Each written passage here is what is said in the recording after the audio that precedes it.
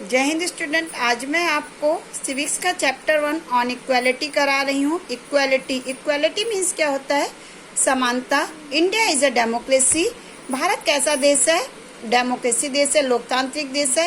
In the class 6 book we looked at the key elements of a democratic government. 6 class में हमने पढ़ा भी था कि डेमोक्रेटिक गवर्नमेंट जो होती है उसके मुख्य तत्व क्या होते हैं। This include people participation, the resolution of conflict and equality and justice।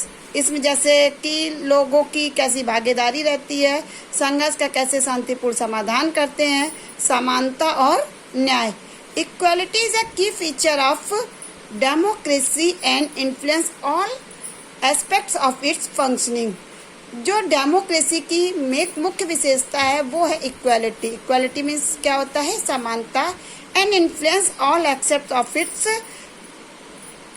Functioning. In this chapter you will read more about equality. इस चैप्टर में हम किसके बारे में पढ़ेंगे? ज़्यादा से ज़्यादा इक्वालिटी के बारे में। व्हाट इट इज़, की है क्या है, why it is important in a democracy, कि यह डेमोक्रेसी में क्यों इम्पॉर्टेंट है। Let begin by looking at Kanta's story. अब हम इस लेसन में इसको किसके द्वारा पढ़ रहे हैं? कांता की स्टोरी के द्वारा पढ़ रहे हैं। On election day Kanta and her friend Sujata are waiting to cast their votes. Election का दिन था। कांता और उसकी फ्रेंड सुजाता क्या कर रही थी? वोट डालने के लिए वेट कर रही थी। Is it not good Sujata that we can all vote as equal citizen of our country? Even Jain Sahab is standing in the line with us. Yes. Yes, कितनी अच्छी बात है ना सुजाता कि हम सब लोग जो वोट देने के लिए एक ही लाइन में खड़े हुए हैं। मतलब हमारे साथ लाइन में जैन साहब भी इसी लाइन में खड़े हैं। Yes, go on Sujata, it's your turn now. की सुजाता जाओ, अब तुम्हारा टर्न आ गया है। I will vote for the candidate who has promise to bring pipe water to our area. तो वो कहती है कांता कि मैं तो उसी को वोट डालूंगी जिस कैंडिडेट ने ये प्रॉमिस किया था कि मैं तुम्हारी एरिया में पाइपलाइन लेकर आऊँगा। Afterwards we will see you later Kanta. Yes नमस्ते साहब। कि बाद में आना कांता। जी नमस्ते साहब।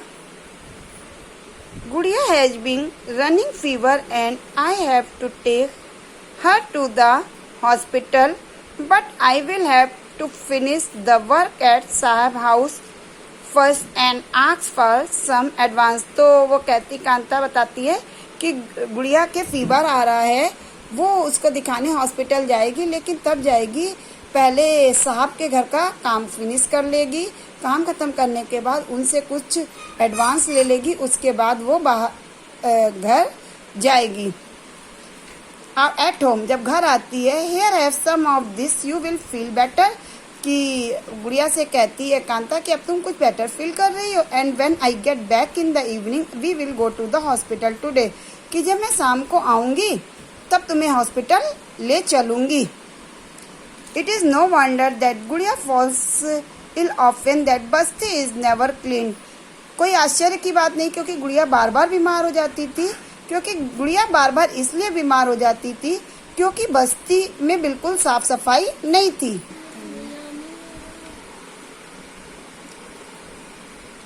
Make sure to do the corners properly। कि जो कॉर्नर्स हैं उनको प्रॉपर तरीके से साफ करो। Here's your advance Kanta, but do not make a habit of it। तो उसकी मालकिन कहती है कि ये लो एडवांस, लेकिन तुम यह अपनी हैबिट मत बना लेना। No madam. That evening just few more minutes बेटी। तो क्या कहती है कि बेटी थोड़ी देर बाद madam and Jain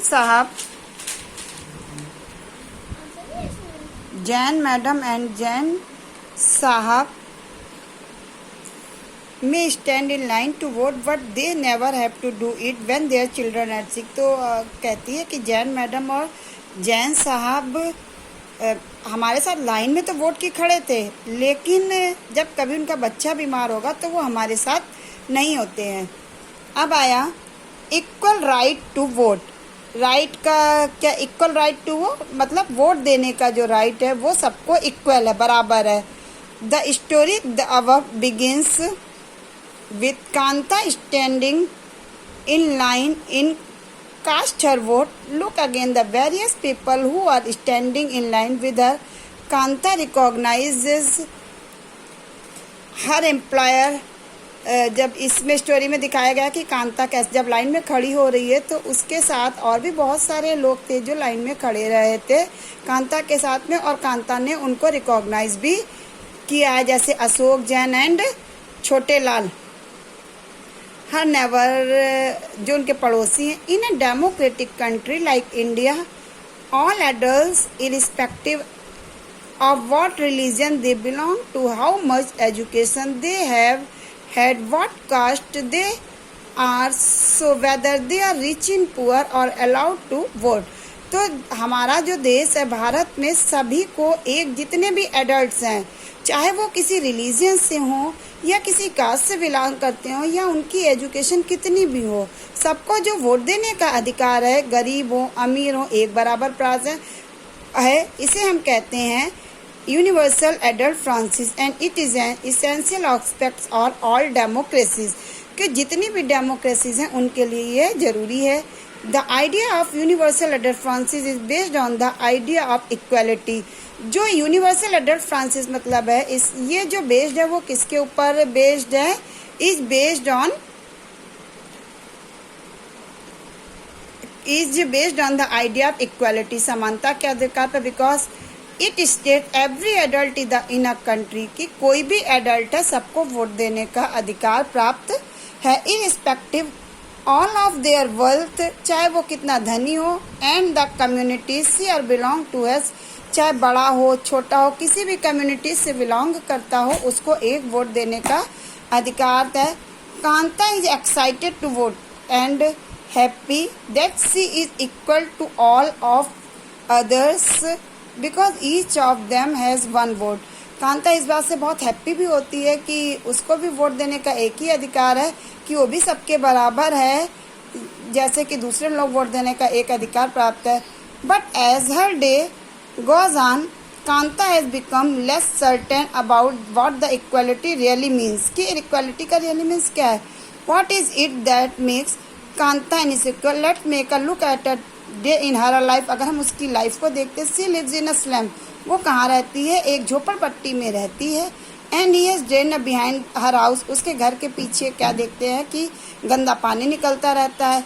her daughter is sick but she can not take day off from work, उसकी डॉटर बहुत बीमार रहती है लेकिन फिर भी वह पूरे दिन घर पर नहीं रह सकती है। Because she needs to borrow money, इसके लिए उसे पैसे उधार लेने पड़ते हैं अपने एम्प्लॉयर्स जहाँ पे वो वर्क करती है। To take her child to, तब वो अपने बच्चे को डॉक्टर के पास ले जाती है। Her job was as a domestic help tires her out and finally she ends her day by again standing in a long time।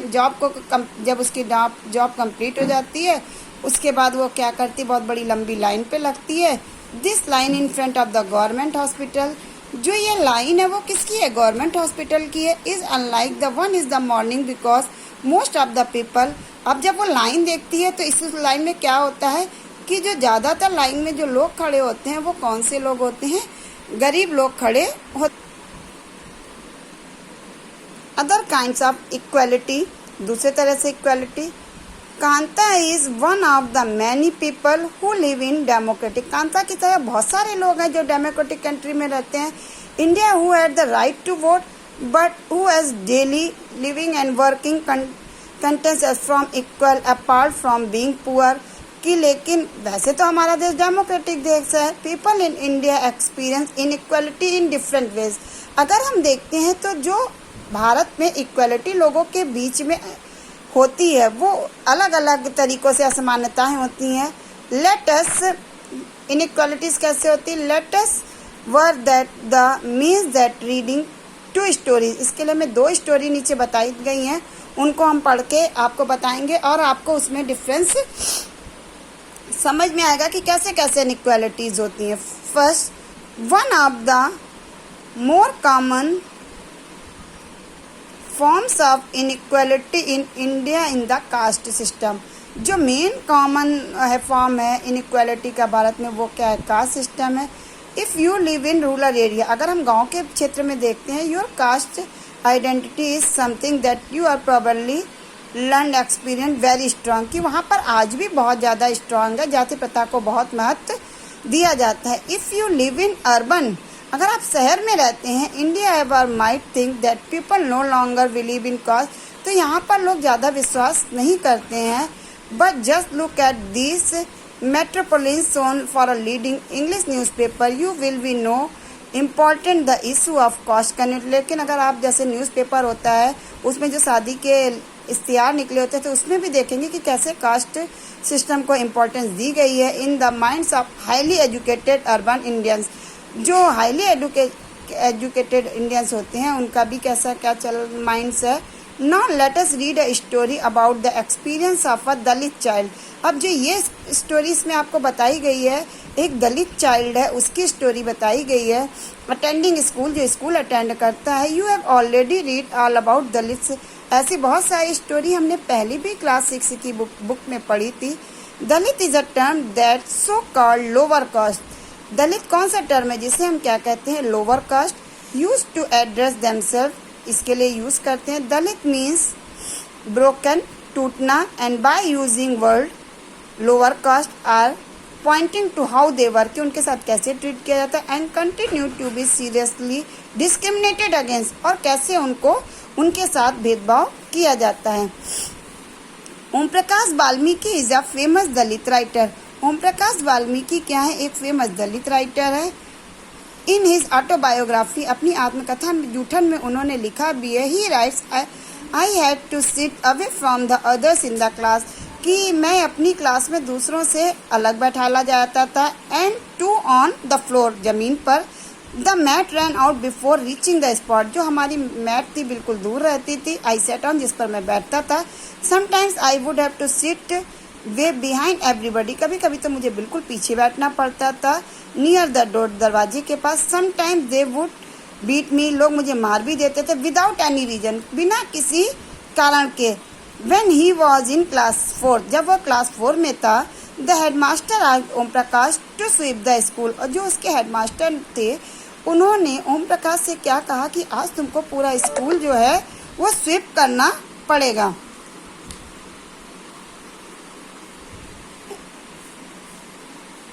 He writes, the playground was way larger than my small physique. तो वो बता रहा है कि जो उसका playground था उसके छोटे छोटे हाथों के कंपैरेटिवली बहुत बड़ा था.